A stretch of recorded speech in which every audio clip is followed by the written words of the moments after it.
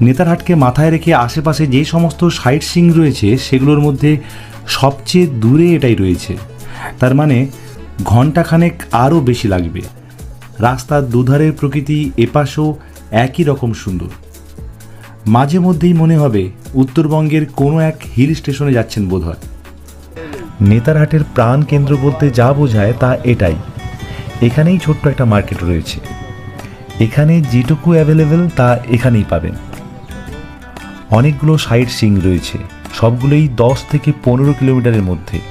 এটাই সুবিধে নেতারহাটের। একবার এখানে চলে আসতে পারলে অনেকগুলো স্পট একসঙ্গে পাবেন। আর যেটা সবচেয়ে দূরে এবং মাস্ট ভিজিট সেটা লোদ ওয়াটারফল।